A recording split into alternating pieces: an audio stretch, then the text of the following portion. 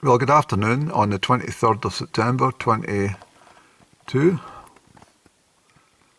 I'm in Amory, as you know, and I'm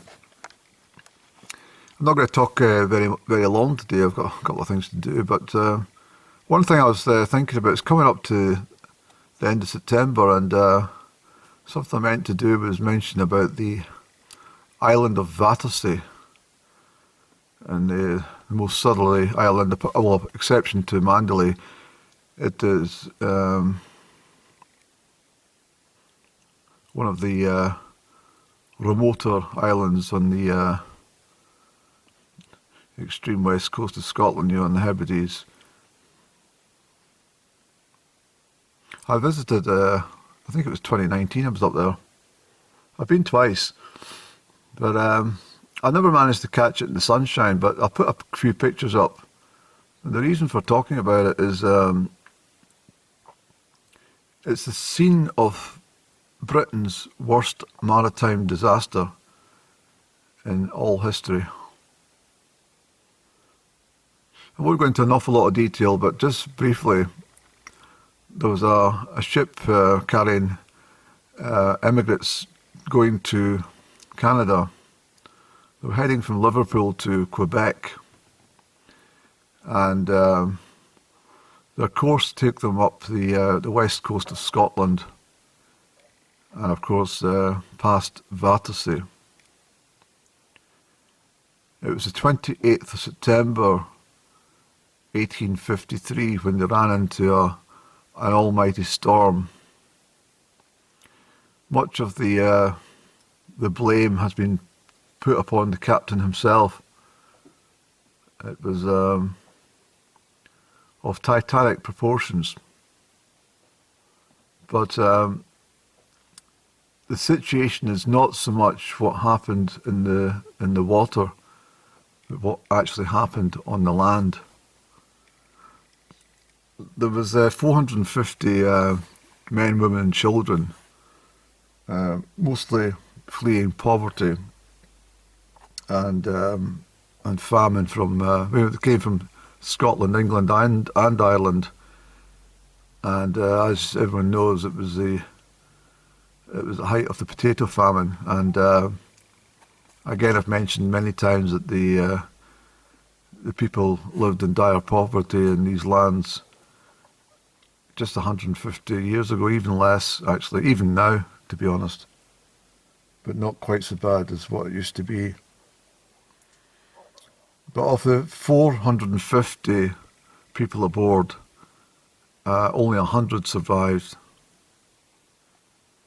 And when you're standing at the remote island of Vatersay, looking out onto the Atlantic, across the glorious sandy beaches, you tend to forget that below the sandy beaches are hundreds of unmarked graves from all the people who perished from the ship, which was called the Annie Jane.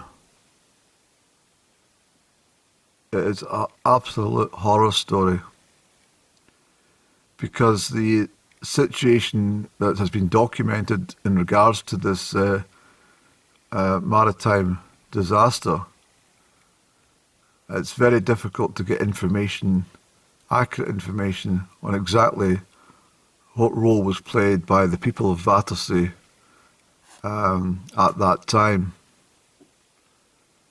When the people came ashore, the tight-knit community of Vatersay, according to some sources, did not wish to assist those who were in trouble. They had so little food themselves that they were unable to give up what they had to share with the other people. They couldn't even take them indoors. So these men, women, children, the 100 survivors,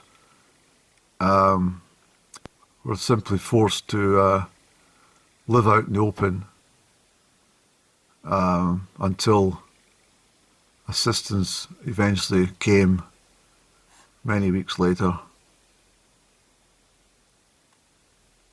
And of the hundreds who perished, many of them were washed ashore because of the tidal currents and being so close to the coastline of Vatersay.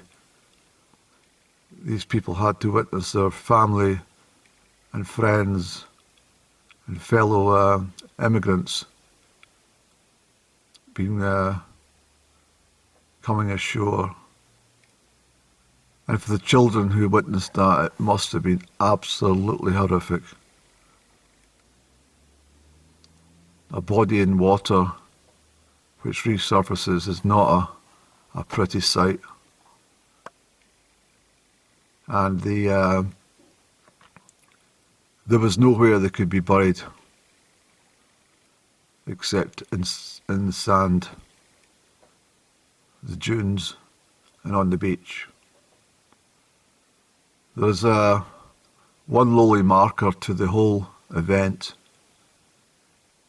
and most likely most people in the United Kingdom know absolutely nothing about Vatersay or the tragedy of the Annie Jane from September 28th, 1853.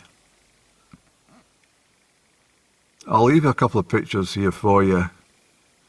It does not at all describe the feelings that you have when you're standing on this location. I think I've mentioned before about that feeling when you're in Glencoe.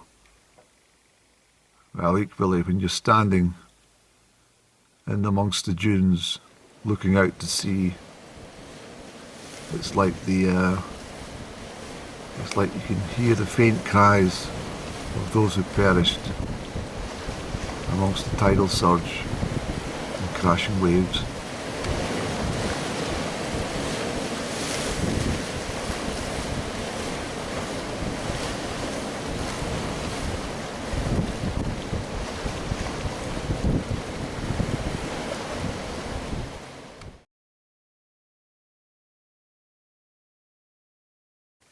I mean, can you imagine searching amongst the bodies littering the shoreline for your own loved ones? Maybe to find them, maybe not to find them. And the point of the ship where it went down, I think it would have seen, probably would have seen St Kilda in view. But the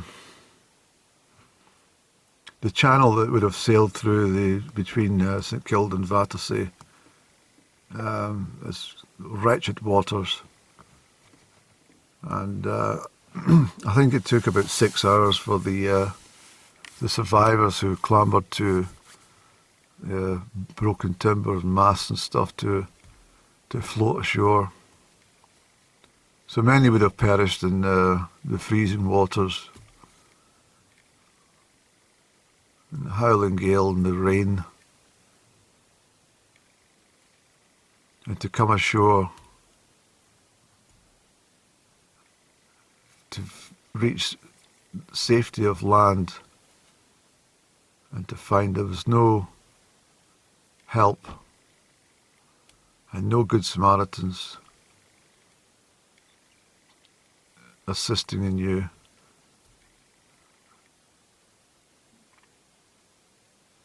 That must have been awful. It must have been absolutely heartbreaking for these people to have been treated that way. Cold and wet, heartbroken, and finding there was no room at the inn. I believe that boats were eventually dispatched to Vatersay. It's now connected with a causeway to South Uist, of course, but At that time, they would have had to wait and wait and wait for the boats to arrive to take them eventually back to the mainland. But what an awful experience for anybody.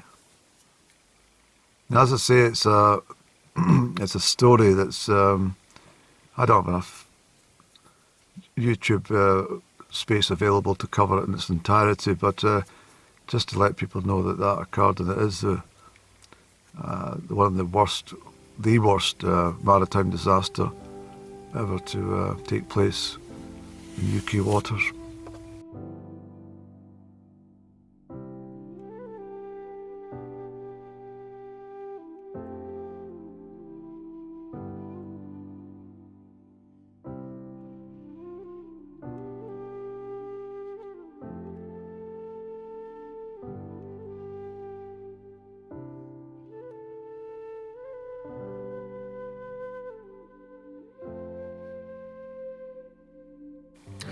There is the story of one farmer on Vatersay.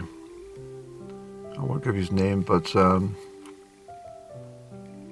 a time when most people were earning about 10 shillings a week for a wage,